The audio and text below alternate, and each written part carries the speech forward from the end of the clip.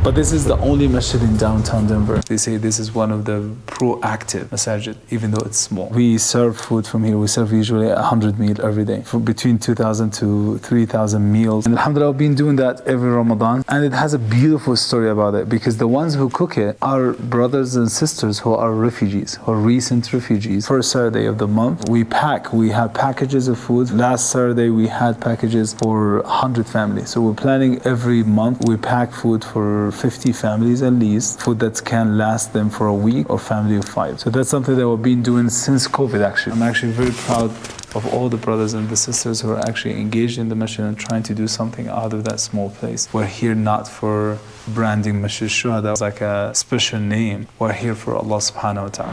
Assalamu alaikum wa rahmatullahi wa barakatuh, everyone. This is Masjid Al-Shuhada, Downtown Denver Islamic Center. It's located in the heart of downtown Denver. My name is Muhammad Kulela, the Imam of the Masjid. It's my office here. It's a tiny little humble place where I can read and get to meet the community. And this is our Masjid here. If you can see, it's a small, humble place, not very fancy. It's full of simple things to the point that the people focus on Allah subhanahu wa ta'ala. So there was a convenience store, and it's built around 1920, so it's kind of a old building. MashaAllah, the brothers and the sisters who started building the masjid here, they rented out from the landlord, demolished the store, they structured it to make it a masjid. There's the big musalla, and as you can see where's the mihrab is, and then we just got a bunch of small tiny signs here from verses in the Quran. The masjid was rented at around 2007. I've been here since 2017. Did a big remodeling back in 2018. But since 2017, I've been here, and then we tried to expand the work of the masjid, not just very specific group of Muslim communities, but to everyone. Especially the masjid in downtown is welcoming. This is why if you come to pray in the masjid, you might find brothers and sisters from all over. It's not dominated masjid by certain Muslim community. It's for everyone. That's why even in our board we have the chairman, he's a Pakistani brother. We have a Muslim brother who's white American convert, and we have sister in the board, and also we have Arab representative too. So you see like diversity in every activity in the masjid here. And that's something that I really love about that place. It's simple place, but it has its own special vibe, special feeling. Like it's simple, it's calm. It's a time that you take a break from the hustles and bustles and the world outside and just come and worship Allah subhanahu wa ta'ala in peace. And even if you're hungry, you might grab like a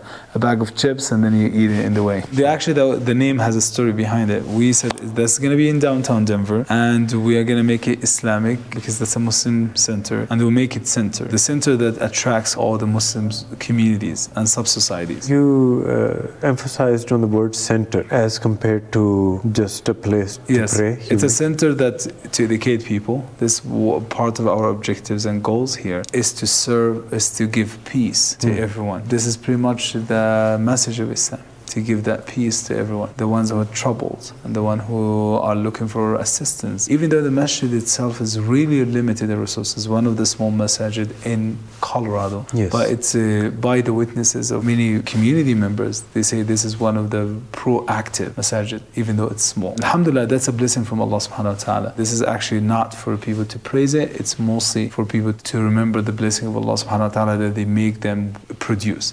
And this is our goal here in the masjid, is to serve the community, to serve Allah and using the community as the vessel to Allah subhanahu wa ta'ala. We're here not for branding Masjid Shuhada or making Masjid Shuhada or Downtown Denver Islamic Center as like a special name. We're here for Allah subhanahu wa ta'ala. And Allah subhanahu wa ta'ala have put us in that place to go to Him closer. This is the brothers area. Starting from there, this is the sister area, the small musalla. Then we have a smaller musalla for the brothers and the sisters. During the day, like Fajr, Dhuhr and Asr time, the brothers and the sisters pray here in that area, as you can see here. Alhamdulillah, a year ago we started a full-time food pantry here. It's refilled every Friday right before Jummah, that we fill all of this with food, and then we have commercial kitchens outside and a commercial kitchen inside to provide the community with something that relieves the struggle of many of our community members that actually cannot afford to pay rent and electricity and food and everything like that. Usually it's really full on Friday. Once you enter the masjid, in your right there's the wudu area and the women bathroom, and then here women entrance, and then you go to the women bathrooms and wudu area. We don't have anyone now because we're right after Isha. Right. There's the sisters area, and there's their bathrooms, and then after that they go to the big musalla, and there's the sister musalla here. Here, this is the sister musalla. We'll also have a commercial fridge for our sister and commercial fridge for our brothers that we fill it whenever we have food. We fill it and then we open it to the community to take from. And this is the curtain between the sisters and the brothers. We have sisters that love to see the imam, right. and we have sisters that they want some privacy. Right. So what we did, we made half a curtain and half open. So whoever wants to see the imam and to be with the brothers or connect with the brothers and the imam, that's fine, they can be here. Who wants to have some privacy and have their own private area, they can be like that. Also, this is have a really beautiful story. We have some of the sisters that they came together to do some craft and calligraphy. This one is a serving area. Right. That's a Ramadan and the community dinners that we have. We bring food and we serve it from here to the brothers and the sisters. Now we're not in Ramadan, but in Ramadan, this is every day we serve food from here. We serve usually 100 meals every day, from between 2,000 to 3,000 meals, ready meals. Every day? Every day. And alhamdulillah, I've been doing that every Ramadan since like 4 years ago. And it has a beautiful story about it, because the ones who cook it are brothers and sisters who are refugees, or recent refugees, or immigrants. So they cannot afford to work because they do not speak the language. So provide them at least in Ramadan some kind of a job. We buy all the raw food, like meat, vegetable, everything, whatever they ask for, even spices, even salt. And then we give them the tools and they cook in their homes. We give them money for the labor, and then we bring the food here every day. And then we have almost like 25 volunteers in Ramadan. Every day there's someone dropping off the fresh vegetable and food, and someone picking up the cooked meal. And then we do it, and whatever is left over, we pack it in takeaway boxes and take it to the homeless population in downtown. It's actually a beautiful thing. So inshallah, if you are going to be passed by Denver Ramadan, come and check it out. Trying to make it like across the year, but still that's a budget responsibility because the masjid takes care of all of that. But we have, alhamdulillah, brothers and sisters that they can sponsor. We tell them, okay, if you want to sponsor a day in Ramadan, they sponsor a day. We collect all the money. Buy, for example, like a cow, half a cow or something, then buy chicken. We have even a menu in Ramadan for the brothers and the sisters. Alhamdulillah, last Ramadan, we even had an i'tikaf here the last 10 nights. So we have brothers and sisters staying the whole day and the whole night in the masjid. That was very good, alhamdulillah. Assalamu alaikum. You go, there's the fridge for the brothers. It's commercial. So if you open it, usually have some drinks and some stuff. We do this every Friday, so it's full. But in the middle of the week, it's gone. And there's the wudu area. You can hold up to 7 brothers having wudu at the same time. 5 bathrooms. 3 in this side and then 2 in that side. There's the cleaning supplies. We try to do what we can to serve the community, even with very limited resources. But this is the only masjid in downtown Denver. Closest masjid to us, I think it's 7 miles. Yeah, the community is in desperate need of a masjid here, actually. Such a strategic location. Like, this is the only representation of Islam in downtown Denver. That means it has a lot of responsibility and a lot of challenges. Of course, we have a lot of challenges because we're very close to downtown. And downtown has its goods and bads. Yes. Like we're very close to bars and nightclubs and all of these areas. We also are very close to some of the homeless population, which is actually a challenge and opportunity at the same time, because we start to provide to the homeless population some help. We might see some brothers and sisters that come need some help, assistance with anything like special food and clothing and all of that. This is why we had the idea of the food pantry. Also, every first Saturday of the month, we have packages of food. Last Saturday, we had packages for 100 families. So we're planning every month, we pack food for 50 families at least, food that can last them for a week or family of 5. So that's something that we've been doing since COVID actually. So when COVID hit, the masjid here was closed, but it was the hub for the community to pack the packages and send food for the families that are struggling. Also, it's an opportunity for the masjid to interact with the non-Muslims, make the da'wah, communicate with the non-Muslim organizations and non-Muslim representatives. Also, we're very active with the government. We engage with the office of Denver Mayor, with the governor office, with the capital. We're trying to be engaged. The challenge is it's a rented place. We're not guaranteeing that we always stay in here. It's not owned by the community. We tried actually to purchase a place, but because of the limited resources, we couldn't go anywhere. The Muslim community in Colorado in general, and in Denver in specific, and all over America, we really need a masjid here that's a good representation for the community. That's like the face of the community. Maybe one day, my good dream one day, we have like a big masjid that looks like a masjid and it's beautiful and attractive, and we can make it's a center for making da'wah. da'wah. Maybe inshallah we'll see, but we try to use what's available for us now to do the best out of it. You know, we look at the news every day that Denver is going through a homeless or people who are going through a lot of issues in downtown Denver. And you being the heart of it, mashallah, you're here every day, you're going through that. Do you see a change in people that are going through that with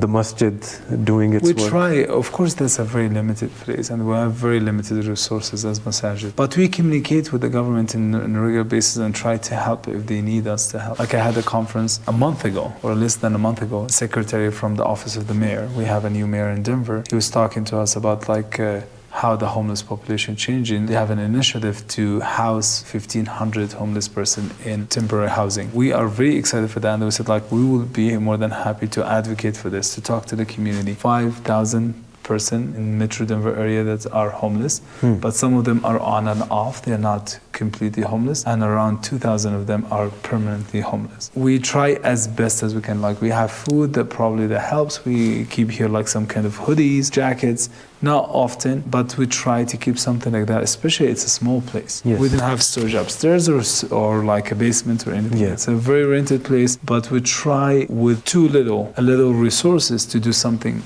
big. And alhamdulillah, the tawfiq is from Allah subhanahu wa ta'ala. I'm actually very proud of all the brothers and the sisters who are actually engaged in the masjid and trying to do something out of that small place. You know, I'm signed up for the newsletter for the masjid. You know, I get the emails that... do you? Yes, alhamdulillah, always asking for the ummah to come and volunteer. Tell us the work you are doing here. Alhamdulillah, we are very open to do anything with any Muslim organization. The masjid here is very known among the community that it's a place to service, and the goal of the masjid is to serve. And the people who are in charge of the masjid, they sign up for that. We're not interested as much in anything other than serving the community in the way that works the best for the community and serving Allah subhanahu wa ta'ala through this type of channels of service. As the Nabi Sallallahu Alaihi Wasallam said, best amongst you is the ones who are most beneficial to others. أحب الناس إلى الله أنفعهم للناس. We worked with ICNA, we worked with different masajid across the Denver metro area, and we still work, and we work with any organization, Muslim youth, or mental health, food pantry, or anything that can help the community to be served better and to be closer to Allah subhanahu wa ta'ala, uplift some of challenges, especially because we have a huge community of brothers and sisters that are new arrivals. Even the Muslim community is in need. When we drop off foods or we pack foods for them. Did you? Once alhamdulillah, okay, I did great. once, alhamdulillah. I noticed that a lot of Muslims sign up to receive. The wider Muslim community does not know that the Muslims are struggling also, especially the refugees.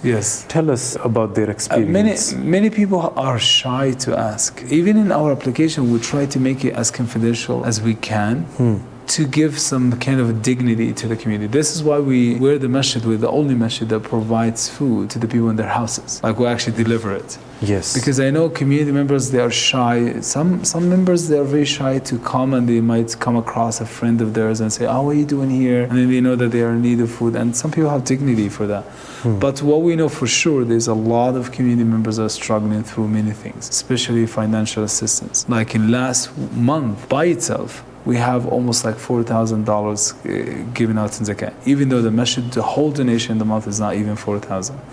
But we have a policy that zakat comes first, even if the masjid is going to go in debt. Because when somebody asks for money, they are actually growing hardship, need to be uplifted right away. This month, January, we got out 100 packages. Can you believe it? 100 family are in need of food. This is a huge number. Last Ramadan, we had 250, the whole month of Ramadan. But just this month, when we did a survey, we found 100 family that actually applied for food assistance. Muslim. And Muslims and non-Muslims, we provide for everyone. But majority of them are Muslims. I would say 80% of them are Muslims. Because the masjid here is not discriminating against anyone. We provide food for the people who are hungry. We don't ask them about their religion or ethnicity or anything. Maybe we ask about ethnicity to know the diversity, but it's not discriminatory question. Yes. It's just to know where. And it's very surprising that you see people all the way across Denver area. You see people all the way far east, far south, far north, and far west. Different zip codes. The second you come here, especially if you do not speak the language, it becomes really difficult. It becomes even far worse if you're older, and far worse if you do not drive. And it becomes complicated, and now you need to build everything. And you know how America works. If you do not work for a day, it affects you the whole month. So a lot of people struggle through that. And we have also brothers, newcomers who are not even legal immigrants, and that's even adds extra difficulty to find in a work because you have to have a work permit. So how are they going to eat? We do not know. How are they going to provide for their families if they come in a family? We do not know. We just have Afghani families that actually came through the borders, still applying for asylum, no paper at all. Family of 5 or 6, they have nothing. And as a masjid, where do you get your resources from? You get it from the community, like yourself and anyone else. How come you get the resources, which is very limited, and you have a huge expense, like you have rent, you have electricity, you have different bills, operation costs, and then you have maintenance and all of these things, and then add into that you have a huge slum of brothers, a big community that's in desperate need of that. But alhamdulillah, we're trying to cooperate and we're trying to see different resources, like alhamdulillah. And I see like we're not doing enough, but not because we don't want to, but because we don't have enough. But we do everything possibly that we can, and we just get out everything that we have already. As far as I've read, around 30,000 refugees came to Denver last year. It seems like an attractive place. It's an open place for many refugees and immigrants. Most of them are not living in downtown, but they live in the suburbs of downtown, in the neighborhoods. Almost like 3,000 to 4,000 Afghani families came. But what I know for sure that being here adds a lot of challenges for us, especially that the government is not helping enough. How can the Muslim community, the viewers who are watching, if they want to help, how can they help? I think what we're looking for now, and hopefully one day we own a masjid, because Masjid Shuhada is now owned by the community. There's a special landlord, there's a private landlord. He's Muslim himself. May Allah bless him for providing a place with a cheap rent for the community, but this is not going to be consistent. We need the community to, maybe one day we need to own a place that at least we can invest in it. We can build another story, we can do things. That will make a huge difference in the community, because what can we do for 100 families every month? We're going to do it for 200 families, and we're going to expand our work. That is the number one priority. I think that's number one priority right now, is to find a place that's established. And that's going to be in the downtown area. We need something in the downtown area. We didn't have a choice. We need a Masjid Shuhada in downtown area. We need Downtown Denver Islamic Center. And maybe we can work and we can expand our service maybe in different offices or different small places, warehouses, wherever, pantry. But we need a place for our brothers and sisters to pray in downtown. That's a huge project, because you're talking about, with the housing prices, $3, $4, $5 million project. With a small place like that the budget is not even going beyond, like last year budget, 2023, I think it was 200, and that was 100% increase. The year before it was 100. That was the whole budget of the whole year. Because the majority of the community members who come here, they are brothers and sisters who are barely making the minimum wage, like work in transportation, things like that. And I wish one day this masjid doesn't ask anyone for any money and just give to the community. But sometimes the sad reality is we have to ask to give, because we cannot give something that we don't have. If you have some idea, if you know of someone that will have a sadaqah jariyah in downtown Denver to have a masjid under their name, you can go ahead and maybe add a beautiful masjid in downtown Denver or in Colorado, because Colorado there's no masjid in downtown at all. Alhamdulillah, what we have, alhamdulillah. And we hope inshallah Allah will bless us with something bigger. Inshallah. What are the programs that you do here? We have a hifz program, a Quran memorization, that's every Saturday and Monday between Maghrib and Isha. And we have everyday Maghrib classes. Besides, of course, we have the masjid is open from Fajr to Isha. We have Maghrib classes that I give every day except Friday and Sundays. This is also another class. And then every first Saturday we have a food packages drive that we package food for the families that need. Every Friday we have the food pantry in the community, as we have seen before. Out that I have my office hours for the community every day except Friday and Saturday. Actually, Friday I have also office hours except Sundays. That if somebody like through marriages, if somebody getting married, couple counseling, Islamic counseling for brothers and sisters who are going through struggles, whatever that struggle might be. Or even chit-chatting. Some people would like to come and sit with me and talk about life in general. So I have my office hours already every day. In Ramadan, usually we try to get a guest imam. He's a scholar of the Quran. He's a teacher of Quran memorization in Masjid Nabawi, Medina. and he visits us in Ramadan. The first year was last year, and we're trying to sponsor him to come this year, inshallah. He's a very close friend of mine too. Last Ramadan, alhamdulillah, we had dinners every day, breakfast, like iftar every day. We have suhoor the last 10 days. We have a daily program, memorization program, and then also we're planning to get like competitions and youth programs and all of these stuff. The challenge also is the masjid downtown doesn't have a lot of youth around us because they are in the suburbs of Denver, but it serves a different type of population that serves the face of the community. It's like the front masjid for the community and the non-members of the community. The community is very great. I'm very blessed actually to see the community here because everyone comes with one goal. I'm coming to pray to Allah. I'm coming to cleanse myself and purify myself, strengthen myself and get charged and then go back in my life. You feel like the brotherhood here, the sisterhood here. And that's something that even I was taking surveys and talking to members of the community, how they feel about this masjid. Everyone confirmed that this masjid is unique in some way.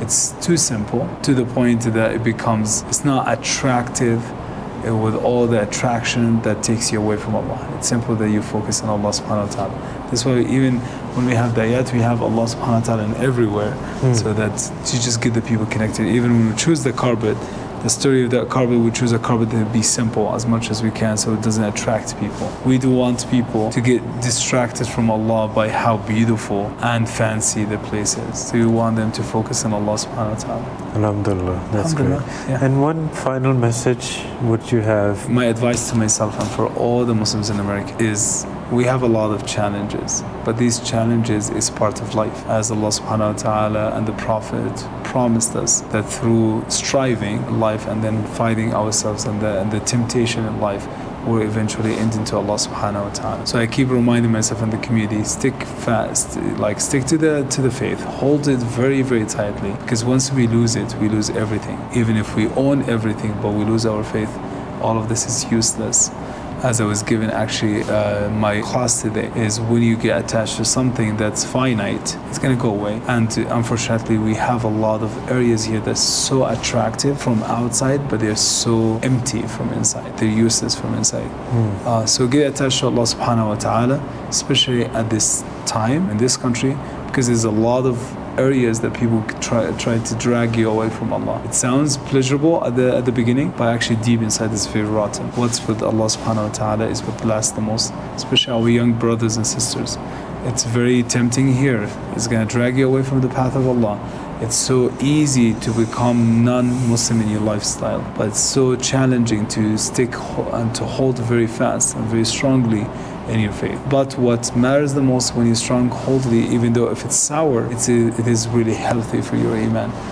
But the other way is so attractive, but it's going to drag you away from Allah. And we'll wrap up with that. The Prophet ﷺ said that this dunya is a sijn for us, is a prison for the believers. And the prison, that means that it limits so many ways if you want to hold it with Allah subhanahu wa ta'ala. And inshallah, may Allah bless all the communities, and may Allah bring all the community together in iman. And may Allah subhanahu wa ta'ala save everyone from the temptations of this life and themselves. Absolutely. Yeah. Alhamdulillah. Thank you so much. Yeah, of course. Muhammad, really appreciate your time.